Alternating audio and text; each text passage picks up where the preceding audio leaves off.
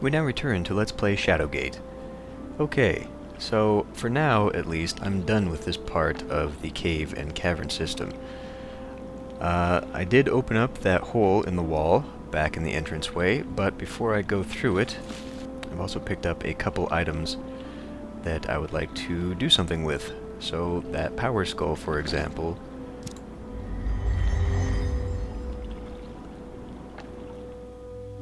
we can go place that with the other skulls.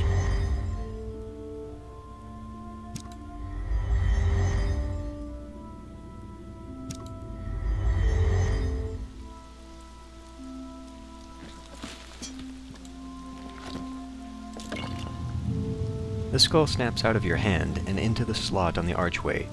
There's a brief glow, and a thrum of power fills the air. Something just beyond the door seems to have come alive. And you can see the little glowing sparks there indicating that we have blue power.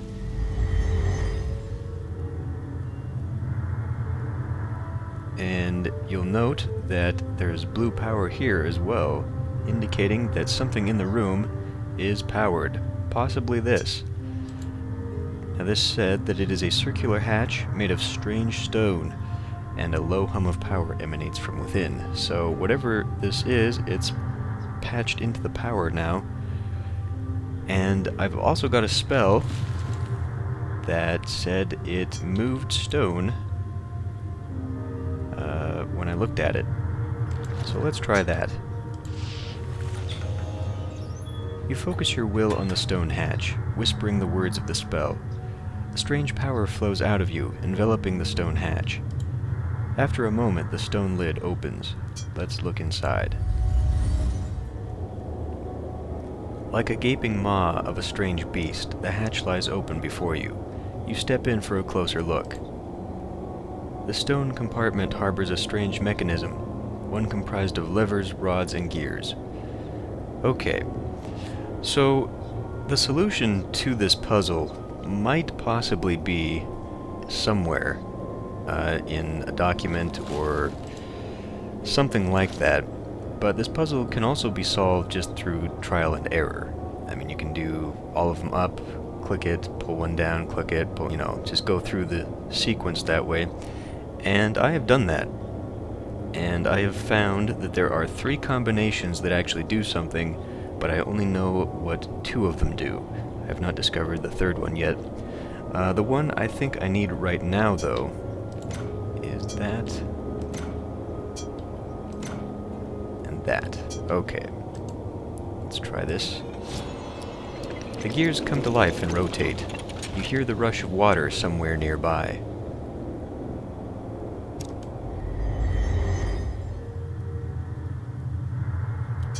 Let's go find out what that did. Well, there's water this way, but we're about to find out that that's not actually the one for that, and I have now put a barrier against the wall that goes down into the tomb and the room of mirrors. So I'm going to have to find another way into that one, unless I take the skull out of the power unit. Also, this green ever-burning flame looks kind of neat. I'm going to take it with me. I can just relight my torch with it. And now I have green flame. Let's go through this hole. You force yourself through the narrow opening into the darkness beyond. A figure moves within the opening at the back of the grotto. You hear the unmistakable twang of a longbow, followed by the whistle of an arrow. You raise your shield at the last possible moment. The arrow bounces off the wood and lands unharmed on the ground at your feet. Wait, let's look at it. The fletching on this arrow looks a bit tattered, but its silver arrow tip looks to be in good condition. I will take it. And that is why I did not come through here before I had the shield, because otherwise it would kill me. Although, this is another one of those puzzles where it seems like after you die and come back, you don't necessarily die, because I've noticed that when you come through here, you will dodge it. And I believe that is also what happens by default on easy mode. You just dodge it and escape the fate. Let's keep going, though, and get out of here. You stand at the edge of a lava-filled chasm. Impossible as it seems, the faint, terrified screams of some unfortunate soul echo within its depths. Let's look at that. Peering over the edge of the chasm, you nearly lose your balance. A blast of warm air greets you. The faint cry from some unknown creature, close on its tail. So there's something down there. Fantastic. Now, what's this? Ever-burning flame? A warm and hearty fire burns atop the brazier. The metal legs have been crafted as a series of hooks. This half-buried carved stone appears to be a keystone. What about that one? The carving on this keystone is of a circle within a shield outline. Strange writings cover the stone. You think you recognize the name Majal amongst the hard-to-decipher language. So that's an important symbol to write down, because we did pick up a scroll mentioning it, mentioning the word anyway, so it might be important to know the symbol. This doesn't look safe. The rickety bridge is held together with nothing but frayed rope and rotten wooden planks. As if in warning, a mounted skull stands guard in front of it. What about this one? Judging by the workmanship, the stone bridge seems quite sturdy. Well, let's use that one.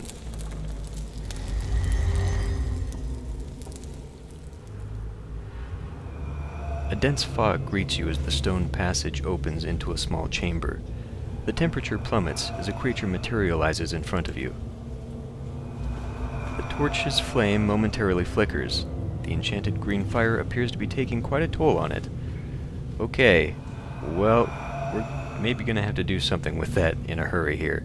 Fortunately, I do have torches that I can light right there, so let's look at this guy first. Even though you've never seen one before, you know this is a shadow wraith, a being that walks the line between life and death, between light and shadow. Speak to it? Speaking to the wraith accomplishes nothing, and my torch is about to go out. Yorick clatters his teeth, saying, "It sure did get cold in here. Cold and dark."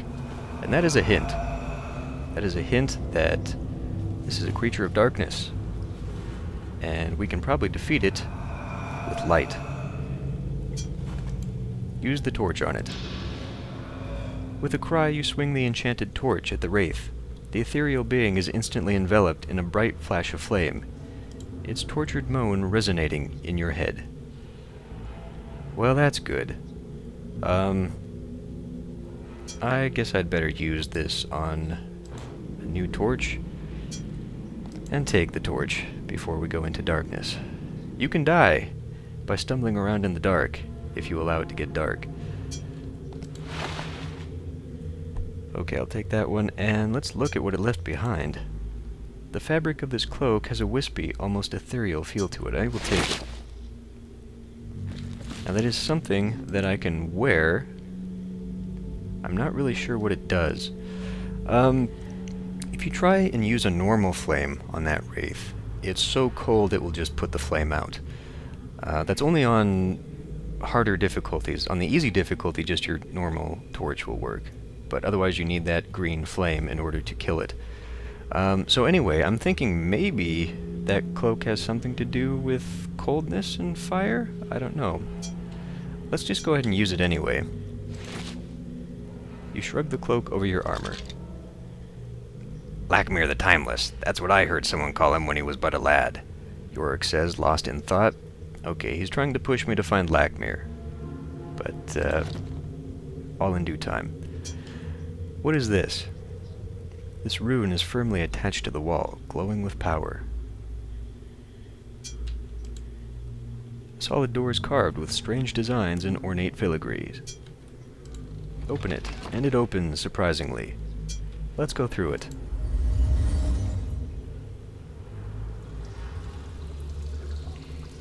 Whether it be a sewer or a reservoir system for the castle, mold, mildew, and moss bespeckle the stones within this chamber. We got some stuff in here. Let's open that scroll and look at it. You read the scroll. One particular word stands out from the rest. Entres. In your mind's eye, you see a glyph glowing with power. As you write down the strange marking in your spellbook, the scroll crumbles in your hands. You have learned a spell. What does it do? The meaning of this spell glyph is clear. Entres, you whisper, as the way seems to open in front of you, a metallic screech echoing in the recesses of your mind. Interesting. And what does that look like? No. I want to look at this. Damn it. The last bottle is empty. I will take it. And, you know what? While I'm here, let's just fill it up with water. I'm not sure if I actually need to do that, but I now have a bottle of water just in case I do. What is that? This strong metal bar appears to have come loose from a sewer grate. I will take it. And that.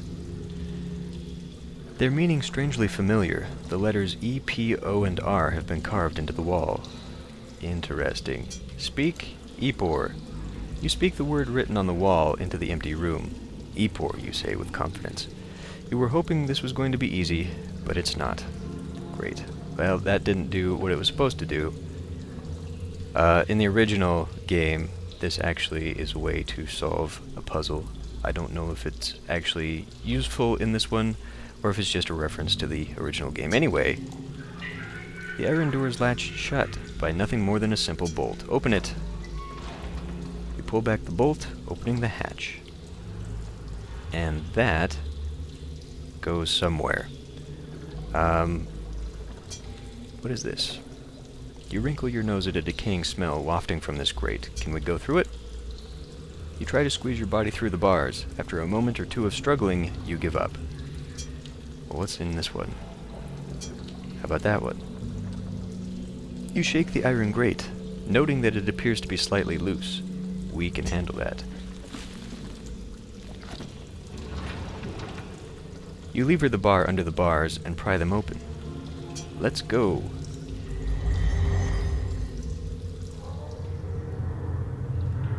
Peering into the darkness, you drop down in the muck and crawl through the tight opening. This stone den is damp and smells of copse and green foliage. As if a mirage, the far side of the cave shimmers, and power emanates from a standing stone obelisk. Okay, well, if we recall one of the earliest things I got, it mentions that, well, let's look at it. Lakmir's obelisk is in the acolyte den below the sewers, so that is his. We've also got mushrooms. The mushroom has an earthy, fresh dirt smell to it. I will take it. And that one. And that one. Okay. Well, one thing I can do to interact with this. Stone obelisk is nearly 10 hands high, embellished with strange glyphs and 3 deep notches. An inner hum emanates from its center, setting your teeth on edge. Well, that is Lakmir's obelisk, and I've got a spell, the Invocan, that mentions I can summon the form of someone. So let's try that.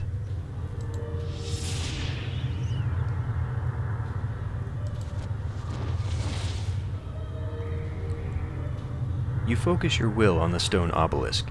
With a whispered word, your spell is unleashed. A strange apparition coalesces from within the obelisk. The ghostly figure of an old man cloaked in a shimmering veil. You have done well, simple soldier. Now, listen if you have ears, since the shadows grow long and time fleet. Some 40 years past, an evil, the likes the world has not beheld, escaped its prison. Talimar, the Black, he of whom I have already spoken. This warlock lord brought forth his dark magics and conjurations, and unleashed his foul vassals, desecrating these sacred halls. Talimar has laid waste to the combined power of man. And what of the Circle of 12, the great wizards? They are no more. I am the last. Pity me not, boy. We were resolute in our judgment, but erred greatly. 'Twould have been better to put our brother to death, but mercy and folly prevailed. I know not Talimar's full plans, but have discovered enough to fill my heart with fear. And yet, hope remains, and it stands or falters with you. Fare thee well.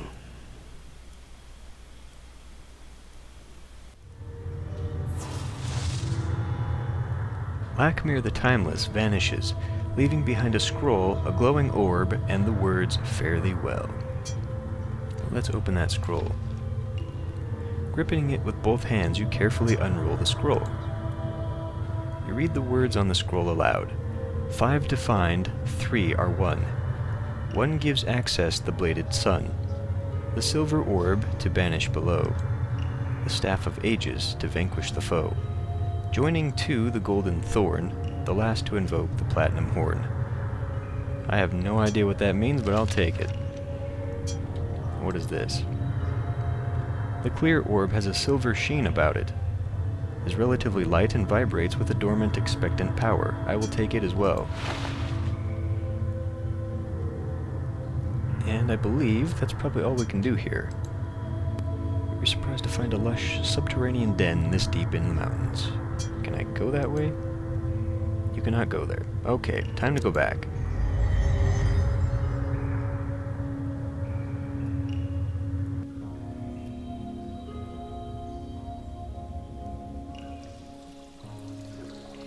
Okay, well, let's pop up in here.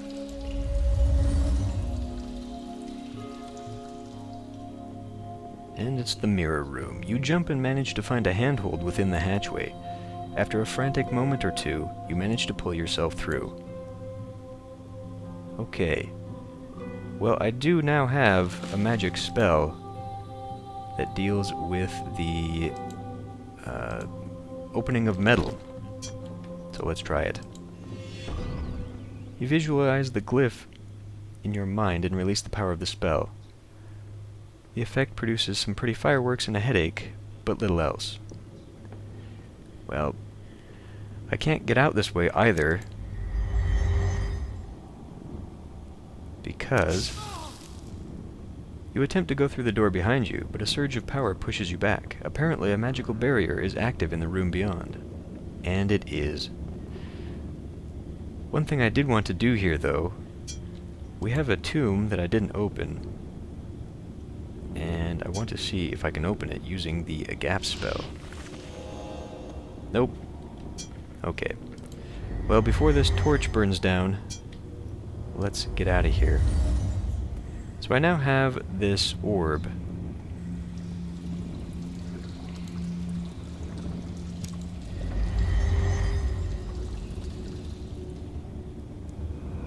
And the Wraith is back. So if I ever want to go through there again, I'm going to have to use an enchanted torch. What I could try and do, though, is just turn off the power, and then I can go through the normal door and not have to waste time flipping through here. We definitely don't want to go through there. I will die. And I don't believe you can relight a dimming torch. I think it'll just eventually burn out. So let's go back. And every time I go through here, I will be attacked until I get rid of that bastard up there. Let's look at this. You sense a furtive movement within the darkness of the opening. Something or someone is definitely up there. Well, let's get out of here. Okay, well, while I'm here, I'm gonna take a step back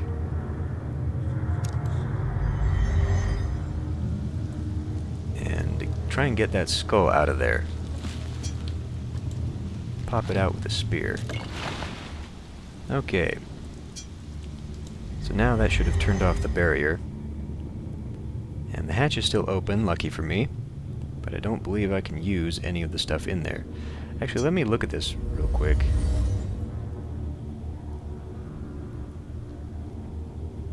Well, the button actually still appears to have a little bit of a faint glow on it, but not much. And now it looks like it's gone. Okay, so I can't do anything with that. And that could be a waste of time going back and forth. See, one of the things that's important about this game is that you do essentially have a time limit in torches, I guess. Once you're out of torches, you're kind of screwed. So, I believe it's every action you take. That includes looking and all that other stuff I've been digging around with. And since the master difficulty is supposedly so hard and unforgiving, I'm not really sure if I should be wasting all this time. Like, I haven't beaten this game yet, so I don't know what the optimal path is to get to things.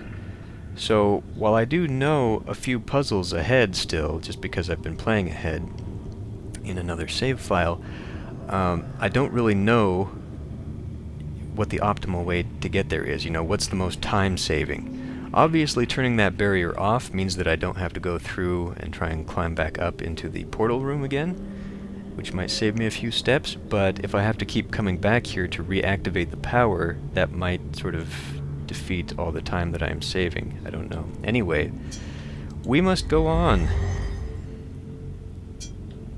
and try and do something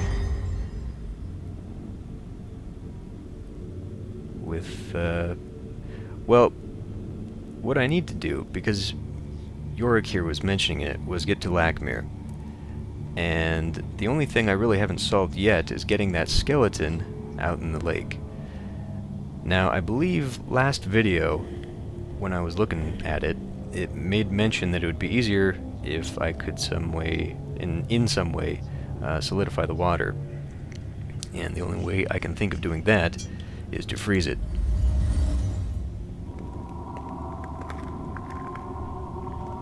So let's try and take this guy. A chill runs up your spine and paralyzes your arms as you try to grasp the elemental. The creature easily dances away. Okay, you know, one thing I can do is look at myself and find out my status ailments. You take stock of yourself, concerned about the stabbing pains in your stomach and the spreading green pallor of your skin. That would be the Banshee's curse. However, the wooden shield strapped across your arm gives you a measure of comfort. Okay, so he didn't actually paralyze me.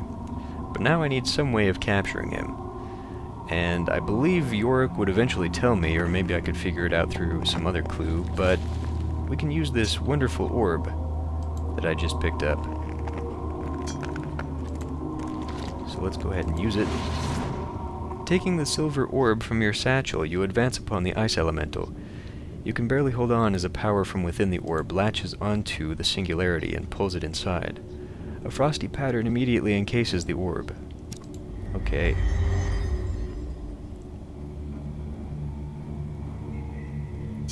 Let's go through here.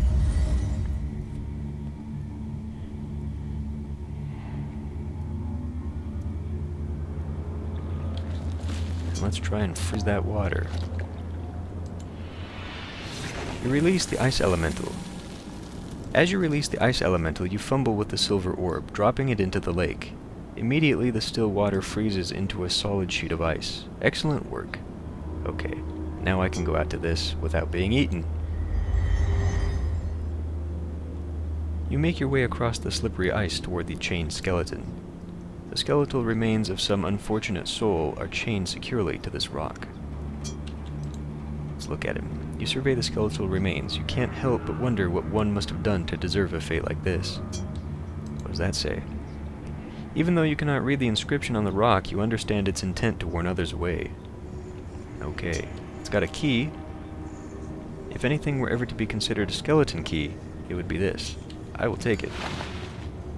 You carefully remove the key from around the skeleton's neck. "Wake me up when you do something really interesting, would you?" Yorick says sarcastically. Right. What is this? The gauze-like fabric is wrapped around the skeleton's head like a blindfold. I will take that too. You untie the blindfold from the skeleton's head and place it in your pack. And I believe that's all I can do. I can't unchain the manacles or anything, so now I've got a bigger problem, which is that my magic orb is stuck in the ice.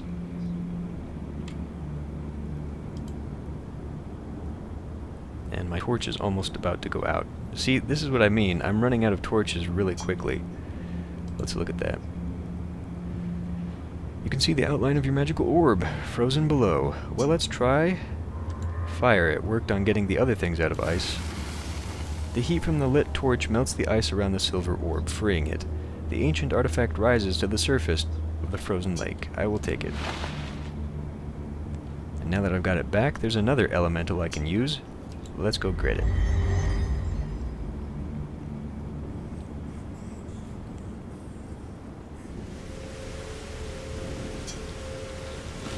Use it on you. You slowly remove the silver orb and hold it out in front of you. A power from within the artifact immediately pulls the entity inside. Beads of water form on the surface of the orb. Hopefully Yorick will inform me. You know what? As soon as I have a chance here, I'm going to quick save. Again, in the cavern. And hopefully Yorick will tell me when my phone is about to go out. So now I have a new key. The room begins to spin and you feel vertigo set in. You pause for a moment, as the sudden bout of double vision makes it extremely hard to function. Great. The Banshee's curse is upon me. I have to find a way to remedy that, I have a feeling, pretty damn soon. In easy mode, you just eat the mushrooms. I, however, am going to have to do something else. I can wear the blindfold? Sure, why not? But I'm not going to, because that would be stupid. But clearly there's going to come a point when I will need to. Anyway, I've got that new key, and I know a door that I can't open yet. So let's go try them together.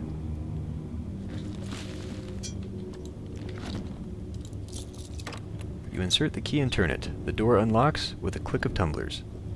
Open. As you open the door, a wave of heat slams into you, making your eyes water. Let me go inside that. A wave of heat washes over you as you move into the next room. An intense heat, surely from the unearthly fire before you, fills this large room.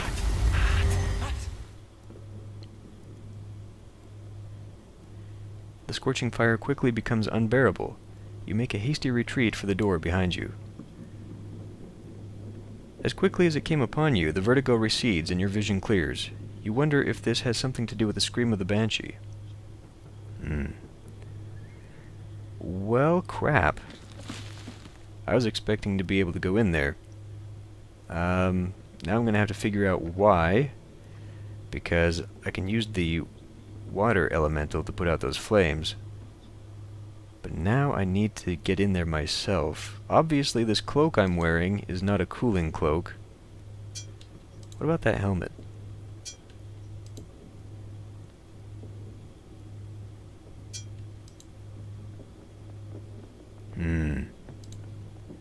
Okay.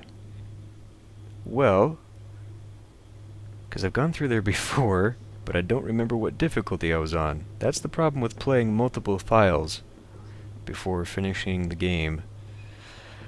Well, I guess this is a good place to stop. So I will end it here, and I will see you next time.